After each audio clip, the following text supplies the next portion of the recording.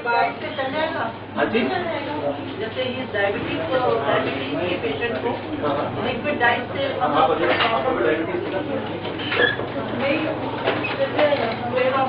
गया, बीपी भी कम हो गया। और पूछे डाइट रिलेटेड चीजें पूछे। जैसे इस जो सर्जरी है इसका प्रिंसिपल क्या है, कैसे काम करती है? इसके लिए सेकंड हम आएंगे उस चीज में, पहले डाइट रिलेटेड चीजें पूछ लें आप, क्योंकि सेक्शन है डाइट रिलेटेड चीजें पूछे, उस पर आ जाएंगे क्लास में, तो वही बताना है आपको आधा घंटे। डाइट रिलेटेड कोई भी आपके मन में डाउट है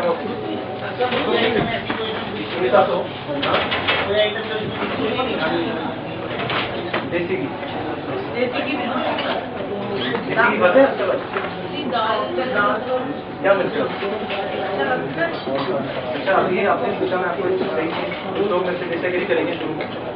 देसी घी खाने में क्या प्रॉब्लम है? कोई प्रॉब्लम नहीं है, क्योंकि जिस दिन देसी घी खाए आपको 2 किलोमीटर चल रहा है, चलेंगे तो खाना खत्म हो जाएगा ना, वरना तो बॉडी में लगेगा। पहले लोग देसी घी खाते थे, सारा चलते थे 10 किलोमीटर, हजम हो जाता था, चलते ही नहीं हुआ तो देसी घी मत खाओ। एक्टिविटी नहीं है, गाड़ी में बैठे ऑफिस में गए, फिर कुर्सी में बैठे, फिर ऑफिस आए, फिर गाड़ी में बैठे, फिर घर आ गए, एक्टिविटी तो है ही नहीं, तो देसी घी तो इस्तेमाल ही नहीं करा आपने, तो जमा लिया बस। चलते कितना हो लेकिन चलता तो सब में नॉन स्टॉप हुआ, जब मुझे चलने को प्रॉब्लम है। आपने ऑपरेशन कराया? मैंने मैडम हाँ लास्ट ईयर किया था 6 मार्च। कितना वजन था? 110 किलो था। 7 से ऊपर हो गया। हाँ जी, और जितने भी लोग यहाँ पे बैठे हैं ना, 10 के 10 लोग इनको ही देखकर आए हैं। मंत्री जी ने भी इनकी वजह से कराया। मैं सर मंत्री जी की पूरे उनको कोई कमी थोड़े ना किसी भी हॉस्पिटल में जाने की।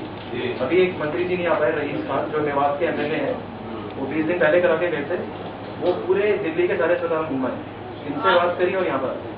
मैं सर वैसे मक्खन बिना मैं आप रोटी बिगाड़ो खा मत सकता।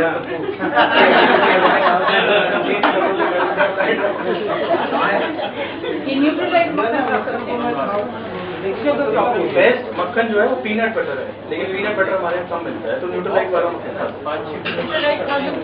सर, महाराज जैसे अच्छा मक्खन है ना, वो टिंडी नहीं खोलना उसने, प्योर है ना, हाँ वो कर लेते हो ना, तो चल के जो लोग चलते नहीं है वो निकल जाएगी 5-6 मैडम मैं अभी ना ईमानदारी मैं 2 से 3 किलोमीटर रेस कर लेता हूँ 2-3 दिन में।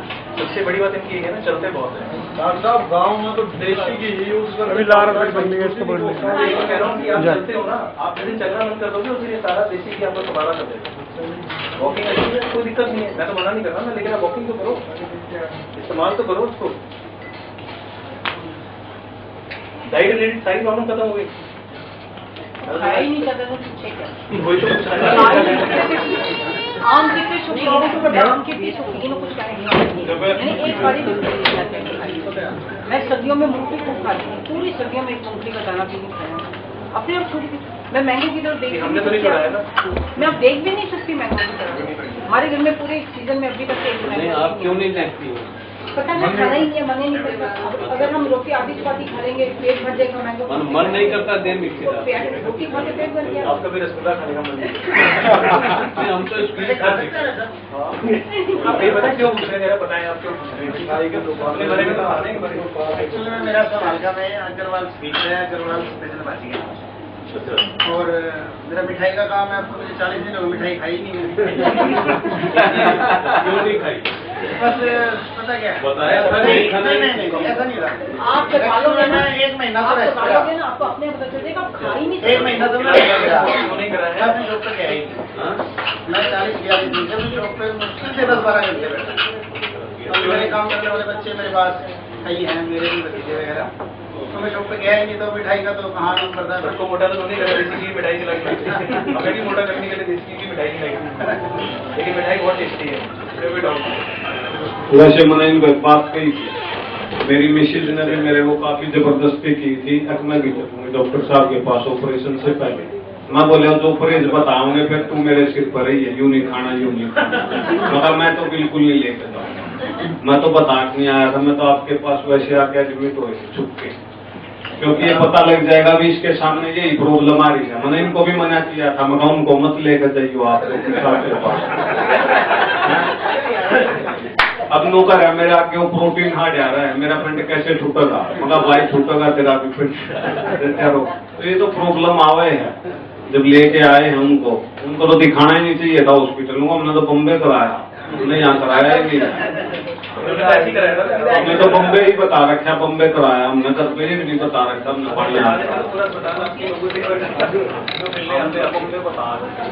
डाइट से भी प्रॉब्लम सारी खत्म हो गई। जब सर अगर बाहर है कोई आउटिंग पे है और दो ही ऑप्शन है उसका, बर्गर या दो समोसे, या तो हो ही नहीं सकती। अब ऐसी बात है, ऐसे बताया जैसे रात से हाईवे पे जाएंगे आप तो या तो अवेलेबल है मैकडोनल्ड, जैसे आप किसी मॉल में गए या कहीं मैकडोनल्ड में सैलेड भी तो मिलता है। नहीं मिलेगा। क्या बात कर रहे हैं? मैं 6 महीने ताइवान रहा हूँ, वहाँ तो कुछ नॉन वेज था ही।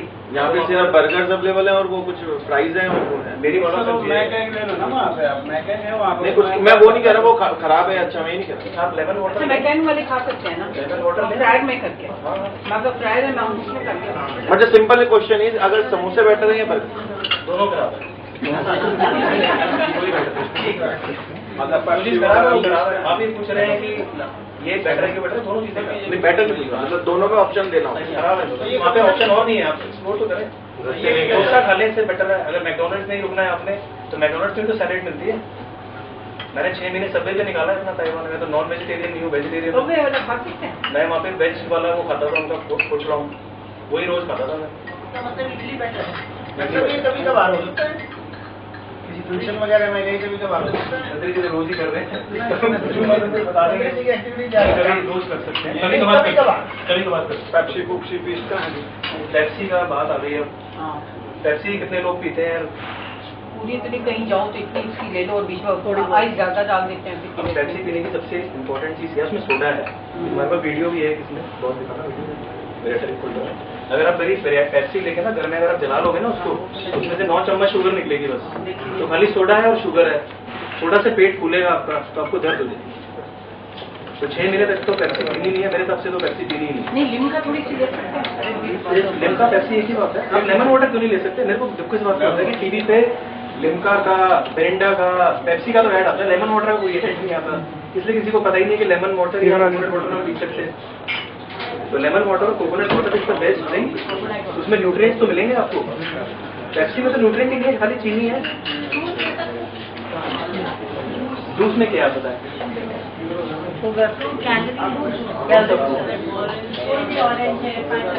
उसमें है क्या, क्या कंटेंट है? मेनली तो शुगर ही है ना उसके अंदर। Limited quantity of juice is not a problem, लेकिन अगर आपने जूस का क्वांटिटी बढ़ा लिया तो फिर प्रॉब्लम। डाइट कितनी लेनी चाहिए जैसे मोटापा कम करने के लिए? क्योंकि मैं तो अभी आई हूँ, आप पहले आगे सुनीता का चलेगी ऑपरेशन हो गया हुआ है? नहीं, वैसे भी डाइट तो थोड़ी कंट्रोल मैडम करें। डाइट क्या लेनी चाहिए? वैसी वेट कम होगा। वैसे नट से ज़्यादा बड़ा मुश्किल है। This is good question. बड़ा मुश्किल क्वेश्चन है, वेरी बिग क्वेश्चन एक्चुअली। कोई बात नहीं, जितना भी आप बता सकते हो। सबसे पहले लार्ज मील गैप्स नहीं रखने चाहिए। 3 हैवी मील्स की जगह 5 to 6 small frequent meals. Breakfast कभी भी स्किप नहीं करना। Lunch comfortably light, dinner as light as possible. As light as possible, यानी दलिया क्या, उसमें क्या आता है? अब सैलेड फुल प्लेट ले सकते हैं, उसके साथ दाल सब्जी 1 रोटी। अच्छा। सोने में खाने में कम से कम 3 घंटे का डिफरेंस। खाना खाने के तुरंत बाद लेटना नहीं चाहिए। लाइट वॉक जरूरी है, बहुत जरूरी। सब कुछ बता दें, 2 लाइनों में सब कुछ बता दें, बिल्कुल सही बताया। अब ये डाइट वाला प्रोग्राम खत्म हो गया है। Thank you very much. ये video clapping to doctor Sanju Gurbi आई हुई है। ये कोल्ड ड्रिंक वाला मैडम हमारी, मैंने स्पेशली राजवीर सिंह जी के लिए बुलाया था। मैडम हमारी साइकोथेरेपिस्ट है। प्रॉब्लम क्या होती है कि अभी ऑपरेशन से पहले लोग साइकोलॉजिकली सोचते हैं, ध्यान देते हैं कि मैं ऑपरेशन कराऊं कि नहीं कराऊं। पहली चीज तो यही पर आ जाती है। कई लोग ऑपरेशन करा के ना पहले 2 दिन डिप्रेशन में चले जाते हैं कि मैंने मोटापे के लिए ऑपरेशन कराया, ये तो कोई बीमारी नहीं थी। बहुत जरूरी चीज है कि मेरे को कोई बीमारी नहीं थी। अभी 2 दिन हमने जो लास्ट वीक ऑपरेशन कराया, वो मैडम ने विद कंसेंट ऑपरेशन कराया। ऑपरेशन के 2 दिन तक उन्होंने हमसे बात नहीं की। हमें समझ में नहीं आया, मैडम बात ही नहीं कर रही। 3rd डे मैडम से मेरे, फिर उन्होंने हमसे बात की। उनको ऐसा लग रहा है कि शायद किसी ने जबरदस्ती ऑपरेशन करा दिया है। साइकोलॉजिकली प्रिपेयर होना बहुत जरूरी है एक चीज के लिए। और इम्पोर्टेंट चीज क्या है कि साइकोलॉजिकली जितने भी लोग हमारे पास आते हैं ओबीज, कोई ना कोई साइकोलॉजिकल प्रॉब्लम तो रहती है, तो डिप्रेशन या स्ट्रेस या कोई और डिसऑर्डर जिनके बारे में मैडम ज़्यादा जानती हैं, तो मैडम आपको बता सकती है कि पेरी ऑपरेटिव ऑपरेशन से पहले, ऑपरेशन में, ऑपरेशन के बाद क्या आपको प्रिकॉशंस रखने हैं जिसकी वजह से आपको ये प्रॉब्लम ऑपरेशन के बाद नहीं है। नमस्कार। सबसे पहले तो जैसे ही हम एक साइकोलॉजिस्ट का नाम सुनते हैं या किसी मेंटल हेल्थ स्पेशलिस्ट का नाम सुनते हैं तो हमारे दिमाग में ये ख्याल आता है मैं पागल थोड़ी हूँ, मुझे क्या जरूरत है। होता है ना, मैं हर किसी का सिर्फ देखती हूँ ऐसे नॉट हो रहा है, बट हर इंसान के दिमाग में विचार आते हैं, चाहे वो छोटा बच्चा हो चाहे वो बड़ा हो, हर कोई सोचता है। लेकिन हमारी सोच जो है, क्या वो एक पॉजिटिव सोच है या नेगेटिव सोच है, और उस सोच से ही हमारी टोटल जिंदगी चलती है। या तो हम किसी सिचुएशन के साथ रिएक्ट करते हैं, यानी कि गुस्से में आ जाते हैं, एग्रेसिव हो जाते हैं, इम्पेशेंट हो जाते हैं, या उसी सिचुएशन में हम रिस्पॉन्ड करते हैं, यानी कि ठंडे दिमाग से सोच समझकर एक्शन लेते हैं। तो एक मेंटल हेल्थ स्पेशलिस्ट का सिर्फ यही काम होता है कि आपकी सोच को एक पॉजिटिव वे में लेकर जाना, और वही करने के लिए मैं आपको यहाँ पर कुछ बताने के लिए आई हूँ। खास तौर से जब एक इंसान सर्जरी के लिए जा रहा है तो क्या क्या चीजें हैं जो उसके दिमाग में आ सकती हैं, और एक साइकोलॉजिकल असेसमेंट करने की क्या जरूरत है। एक छोटी सी प्रेजेंटेशन है आपके लिए जो मैं आपको दिखाना चाहूंगी।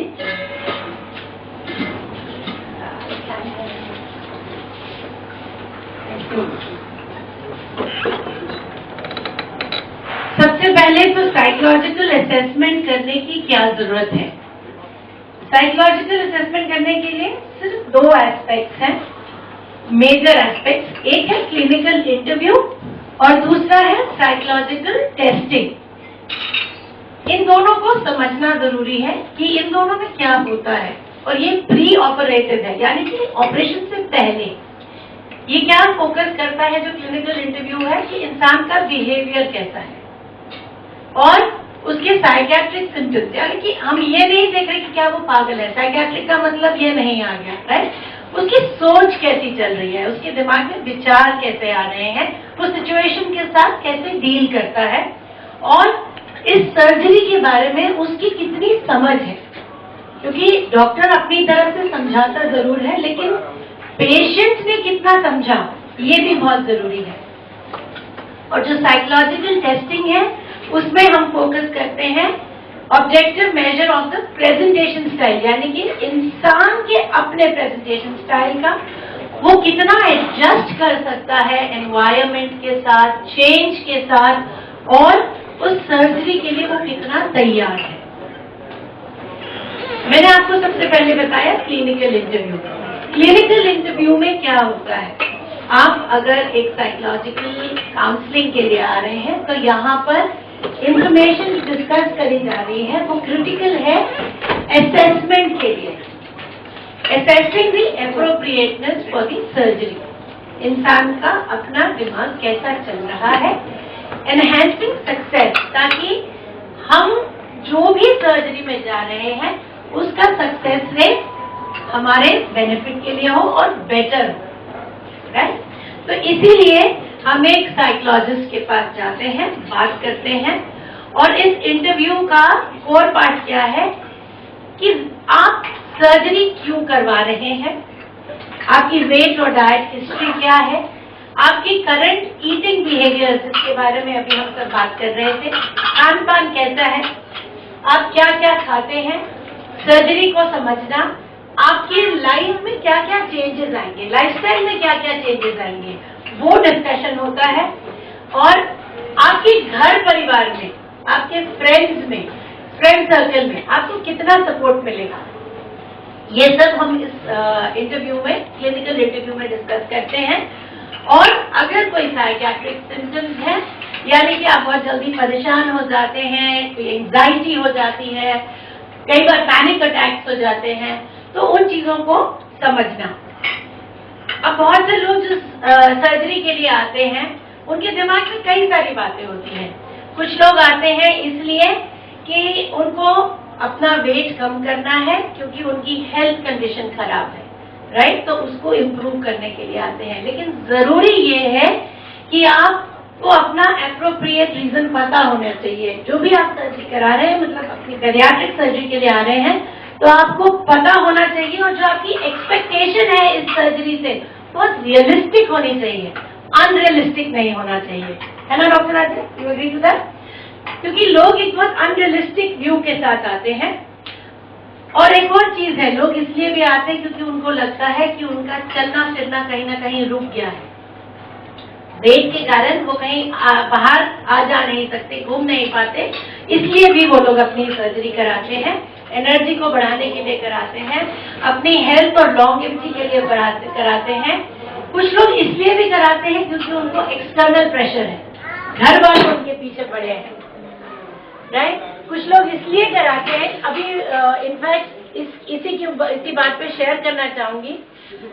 मेरी अपनी कलीग डॉक्टर है, उनकी फैमिली में हिस्ट्री है डायबिटिक्स की, और अनफॉर्चुनेटली उनकी डॉटर जो है वो बहुत ओबीज है, अच्छी खासी मोटी है। तो वो जब भी उसको देखती है, डॉटर चाहे कुछ भी कर रही हो, अच्छे से अच्छा काम कर रही हो, मदर को सिर्फ उसका वेट दिखाई देता है, तो वो उसकी तारीफ नहीं कर पाती हैं, और उस कारण से वो डिप्रेशन में जा रही है लड़की। तो फैमिली सपोर्ट, जिसके बारे में मैं बात कर रही थी, कि इसमें हमें फैमिली का भी साथ बहुत चाहिए होता है। तो फिजिकल अपीयरेंस हमारी कैसी लग रही है, हम कैसे दिख रहे हैं, इस कारण से भी कुछ लोग जो है अपना ऑपरेशन के लिए आते हैं। कुछ लोगों के जो आइडियाज हैं वो बहुत अनरियलिस्टिक होते हैं इस सर्जरी को लेकर, और उन्हें लगता है कि इस सर्जरी के बाद तो बस मेरा वेट लॉस एकदम से शुरू हो जाएगा और मैं एकदम पतला हो जाऊंगा या पतली हो जाऊंगी। और जब वैसा नहीं होता तो वो अनफॉर्चुनेटली डिप्रेशन में भी चले जाते हैं, क्योंकि उन्होंने जो समझा था, जो समझाया गया था और जो उन्होंने समझा, दोनों में बहुत ही वेरिएशन था। रीजन फॉर सीकिंग सर्जरी, ये मैं थोड़ा सा पढ़ के बताऊंगी क्योंकि ये बहुत इंपॉर्टेंट एक स्लाइड थी, मैंने खास इसको रेड में लिखा हुआ था। If the reason for having the surgery is unrealistic and fails to match what the surgery can achieve, patients are at a risk for possible mood issues and for non-compliance after surgery. यानी कि अगर आपके जो thought process है वो unrealistic है, आपने जो भी सोचा है इस सर्जरी को लेकर वो अनरियलिस्टिक है, तो बाद में आपके मूड स्विंग्स हो सकते हैं, आप परेशान हो सकते हैं, और उस परेशानी में जो आपकी सर्जरी हुई है वो बेनिफिट ना करके उल्टा आप फिर वापस वेट गेन कर सकते हैं। इसलिए रियलिस्टिक होना बहुत जरूरी है इस सर्जरी के साथ। वेट और डाइट हिस्ट्री के बारे में आपको ऑलरेडी बता दिया गया है। एक साइकोलॉजिस्ट भी इसके बारे में थोड़ा बहुत बात करता है, क्योंकि जो भी आपको बताया गया है वही समझने की कोशिश करता है कि आपने क्या समझा, और अगर नहीं समझा है तो वापस आपको उन हेल्थ स्पेशलिस्ट के पास भेजा जाता है। ईटिंग हैबिट्स को लेकर आपको मोटिवेट किया जाता है कि आप अपना खान पान जो है थोड़ा सा इम्प्रूव करें, और अगर आपको लगता है कि कहीं आप उस चीज को नहीं कर पा रहे तो कुछ थेरेपीज हैं हमारे पास, जिन थेरेपीज के साथ हम आपको हेल्प कर सकते हैं। थेरेपीज से बताना चाहूंगी, बहुत डिफरेंट काइंड ऑफ थेरेपीज मैं यूटिलाइज करती हूँ। मैं ज्यादातर म्यूजिक के साथ काम करती हूँ, क्योंकि हम लोग अपने थॉट्स से बहुत ज्यादा परेशान हो जाते हैं, और वो जो विचार आते हैं वो हमें इतना ज्यादा अशांत कर देते हैं कि जैसे समुद्र में लहरें होती हैं, वैसे ही हमारे दिमाग में लहरें होती हैं, जिन्हें हम ब्रेन वेव्स कहते हैं। तो ये म्यूजिक उन ब्रेन वेव्स को रिलैक्स करता है, ताकि आप जब अपसेट हो रहे हैं, आप अपने थॉट प्रोसेस से कहीं आपको घबराहट हो रही है, तो ये आपको रिलैक्सेशन देता है। इसके अलावा जो थेरेपी है वो है इमोशनल रिलीज। हम सबके अंदर बहुत सारे इमोशंस आते हैं जो कि हम अनफॉर्चुनेटली डील नहीं कर पाते उन इमोशंस के साथ, और इमोशंस का ये हाल है कि बहुत से इमोशंस सबकॉन्शियस लेवल पर जाने अनजाने में हमारे अंदर ऐसे दबे हुए हैं कि हम कई बार कुछ एक्शन ऐसा कर जाते हैं कि हमें खुद नहीं समझ आता कि हम क्यों ऐसा बिहेव कर रहे हैं। होता है बहुत सारे लोगों के साथ होता है कि हम अनजाने में बहुत कुछ एक्शन कर जाते हैं। तो ये जो इमोशनल रिलीज है, उन इमोशंस के साथ डील करने का एक जरिया है। उसके अलावा मैं कुछ एक्सरसाइजेस बताती हूँ। एक्सरसाइजेस वो जो बहुत प्रैक्टिकल हैं, आपके स्ट्रेस को रिलीव करती हैं।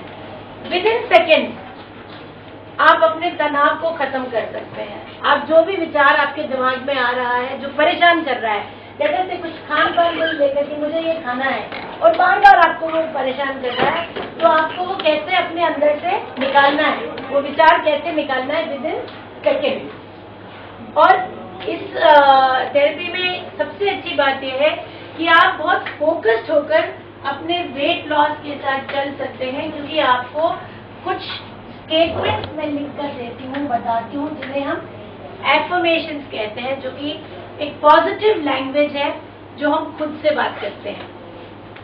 क्योंकि ज्यादातर क्या होता है, हर इंसान हमें नेगेटिव ही बोलता है, कोई हमें कुछ पॉजिटिव नहीं बोलता। तो खुद को सुनना, क्योंकि अपनी जिंदगी का सबसे इम्पोर्टेंट पर्सन हम खुद हैं।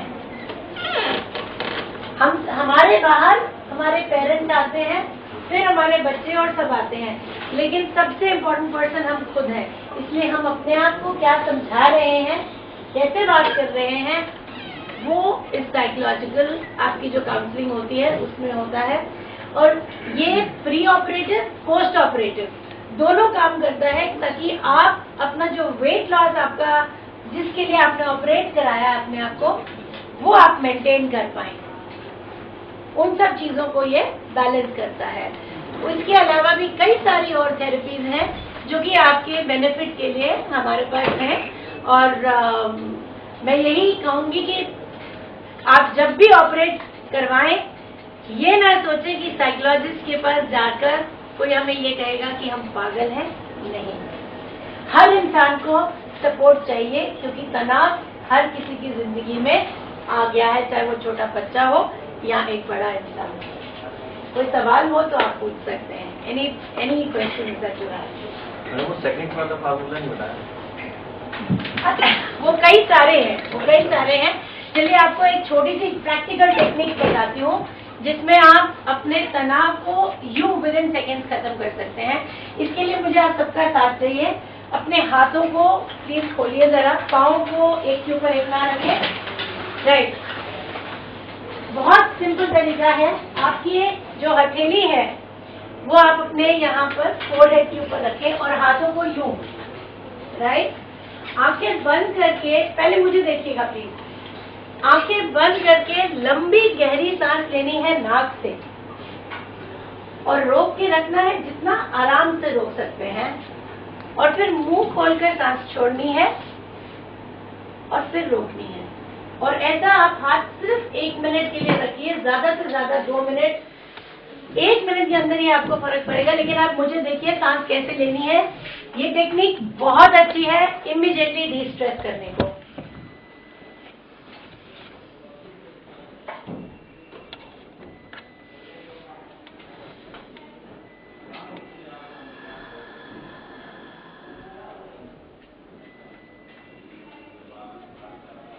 एक और चीज का जो ध्यान रखना है, सांस लेते हुए पेट अंदर जाना चाहिए और सांस छोड़ते हुए पेट फूलना चाहिए। राइट, तो हाथ यूं करके टांगों को क्रॉस नहीं करना। चलिए आप लोग सब करिए और आप देखिएगा 1 मिनट के अंदर आप सबको कैसे बेनिफिट होता है इसका। चलिए आंखें बंद, ये नहीं देखना कि हमारा अड़ोसी पड़ोसी कर भी रहा है या नहीं, ठीक से आप खुद करिए। चलिए वंडरफुल, लंबी गहरी सांस लीजिए नाक से, आंखें बंद करके करिएगा। शाबाश, मुंह खोलकर सांस छोड़ना, हाथ नहीं हटाना अभी। जब तक मैं नहीं बोलूं तब तक हाथ मत हटाइए। जिन लोगों ने हाथ ठीक नहीं रखा, मैं आकर उनको बता रही हूँ, तो प्लीज अपना हाथ अगर आप अपने आप को डिस्ट्रेस करना चाहते हैं और तरीका सीखना चाहते हैं तो बेस्ट वे है ये। किसी को नहीं देखना, मुझे किसी की सांस की आवाज ही नहीं आ रही, कोई सांस छोड़ ही नहीं रहा लगता है। मुंह खोलकर सांस छोड़ना है और सांस छोड़ते हुए आप ये इमेजिन करिए कि आपके अंदर जो भी एक्सेस में है अनवांटेड एनर्जी, आप उसको आसानी से रिलीज कर रहे हैं। चलिए शाबाश, वंडरफुल। अब आप अपनी आंखें खोल सकते हैं। Fantastic, wonderful. अपने लिए ताली बजाइए।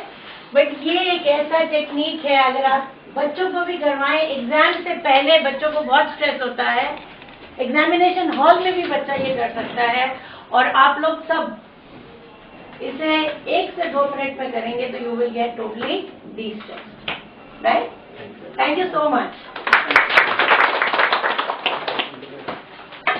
मैडम थोड़ी सी चीजें मैं समराइज कर सकता हूँ। हाँ प्लीज। इम्पोर्टेंट चीज क्या होती है कि जब छोटा बच्चा पैदा होता है ना, वो नॉर्मल वेट का होता है। जब पैदा होता है उसे बोलना नहीं आता, जब उसे भूख लगती है रोने लग जाता है, आप दूध पिलाते हैं खत्म हो जाती है बात। जब बड़ा होने लगता है लोग उसको एक्स्ट्रा खिलाना शुरू कर देते हैं, बेटा तू कमजोर है तू खा। उसका मन नहीं है फिर भी लोग खिलाए जा रहे हैं, वहाँ प्रॉब्लम स्टार्ट होती है। उसके बाद जब वो बड़ा होता है, उसे तो उसका पेट तो आपने फुला दिया ना, स्टमक इज अ बलून, उसको आपने बड़ा कर दिया है स्टार्टिंग में। अब वो बड़ा हो गया, जब तक वो उतना खाएगा नहीं ना, उसका पेट नहीं भरेगा। फिर आप उसे कहते हो तू मत खा, तो गलती तो आपने करी है और आप उसके ऊपर चढ़ रहे हो। फीमेल है तो कह रहे हैं आपकी शादी नहीं हो रही, आप मोटे हो। पहुंचाया वहां पर किसने? आपने तो पहुंचाया है। लेकिन अब साइकोलॉजिकल काउंसलिंग पेरेंट्स की होनी चाहिए, बच्चे की नहीं होनी चाहिए। बच्चे की थोड़ी ना साइकोलॉजिकल काउंसलिंग करनी है, पेरेंट्स की करनी है। ये आपने गलती करी, आप समझो। अब आप आगे घर के अंदर अगर आप पेप्सी खुद पी रहे हो, बच्चे कह रहे पेप्सी मत पी, तो वो छोड़ देगा क्या? अगर आप ड्रिंक कर रहे हो, आपका बेटा ड्रिंक नहीं करेगा क्या? आप स्मोकिंग कर रहे हो तो वो स्मोकिंग नहीं करेगा क्या? छुप के कर लेगा, आपके सामने नहीं करेगा। जो चीज आप फॉलो नहीं कर रहे वो बच्चा कैसे फॉलो कर सकता है? तो ब्लेम आप बच्चे पे डाल देते हो, तेरी शादी नहीं हो रही यार, तेरा ये नहीं हो रहा है। उसकी गलती है ही नहीं, गलती स्टार्टिंग से शुरू हुई है, जहां पर आपने जिस चीज को फॉलो करना था आपने नहीं किया। अब जब वहां पर पहुंच गए हैं, अब आपका ध्यान अभी भी वेट की तरफ नहीं है, आपका ध्यान उसके वेट की तरफ ही है, आपका ध्यान उसकी बीमारियों की तरफ नहीं है कि वेट बढ़ने की वजह से उसकी टांगों में दर्द हो गया। इसका ध्यान नहीं है आपको, आपका ध्यान है वेट का मुझे तो शादी करके उसको भेज दो, इस पे ध्यान हो रहा है आपका।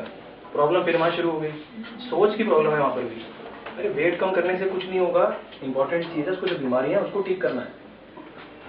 फीमेल जब मैरिड हो जाती है, अगर मोटी हो गई है तो बच्चा नहीं हो रहा, क्योंकि पॉलीसिस्टिक ओवेरियन डिजीज हो गई, उस तरफ ध्यान ही नहीं है, इनफर्टिलिटी कराने चले गए। अरे यार आईवीएफ कराने की जरूरत ही नहीं है। अगर आप ओबीज हैं और आपको पॉलीसिस्टिक ओवेरियन डिजीज है, आप वेट कम करेंगे, वो अपने आप ठीक हो जाएगा। फिर वो नहीं फॉलो कर रहे।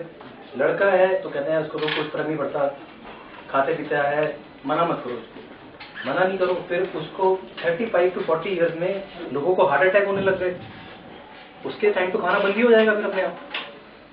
तो आप फोर्स कर रहे हैं फैमिली उसको वहां तक पहुंचाने में, और फिर ब्लेम उसी को कर रहे हैं। प्रॉब्लम आपको चेंज करना पड़ेगा। अगर आपने अपने बच्चों को स्वस्थ रखना है तो आप पेप्सी घर में लेके मत आओ ना, घर में पेप्सी आनी नहीं चाहिए। जब पेप्सी आएगी नहीं तो कोई पिएगा ही नहीं। जब आपके घर में आप अल्कोहल नहीं पिएंगे, आपका बच्चा भी नहीं पिएगा, है ही नहीं अल्कोहल वहां पर। हम जब अपने बारे में तो हम भूल जाते हैं, लेकिन एक्सपेक्ट करते हैं शादी हो तो लड़की ऐसी होनी चाहिए, पतली हो। आपका लड़का तो बहुत मोटा है, लेकिन उसके बारे में क्यों नहीं सोचा हमने? वो सारी चीजें बैलेंस होनी चाहिए। अगर बैलेंस नहीं होगी तो प्रॉब्लम हो जाएगी। जो मैडम ने बड़ी इंपॉर्टेंट बात कही कि जो सर्जरी कराना चाहता है उसका एक रीजन होना चाहिए। हमारे यहाँ रीजन लोग ढूंढते हैं कि यार ये बोल रहा है मुझे सर्जरी कराने के लिए, मेरा तो मन नहीं है। किसी ने इसलिए करा ली क्योंकि हस्बैंड को अच्छा नहीं लग रहा, आप मोटे हो गए हो, आप सर्जरी करा लो। आप उनके लिए सर्जरी मत कराओ, आप अपने लिए कराओ, क्योंकि यार आप उनके लिए कराओगे तो आप फिर फॉलो नहीं करोगे एडवाइस। आपको हेल्दी होना है ना, किसी और को तो नहीं होना। आपको हेल्दी होना है, आप कराओगे तो आप फॉलो करोगे ना सारी चीजें। फिर ये नहीं पूछोगे ना कि 1 महीने में मेरा 20 किलो वेट क्यों नहीं कम हुआ, क्योंकि सर्जरी से पहले हम सबको सही बताते हैं। हम ऐसा काम नहीं करते जितने भी यहाँ पे ऑपरेट हुए हैं, सबको मैंने एक ही बात बताई है कि 1 महीने में 10 से 12 किलो कम होगा, उतना ही होता है सबका। मैं किसी को ये नहीं कहता कि 20 किलो कम हो जाएगा, और मैं कहता हूँ कि अल्कोहल नहीं लेनी है, स्मोकिंग नहीं लेना है, वो मेरा मिशन रहता है। क्योंकि अगर मैंने आपको आज ये बता दिया कि आपका 25 किलो वेट कम हो जाएगा और आपका नहीं हुआ, फिर आपको डिप्रेशन हो जाएगा, तो मैडम कह रही है ये चीज बहुत इंपॉर्टेंट है। और सर्जरी के बाद इनिशियली जो वेट लॉस होता है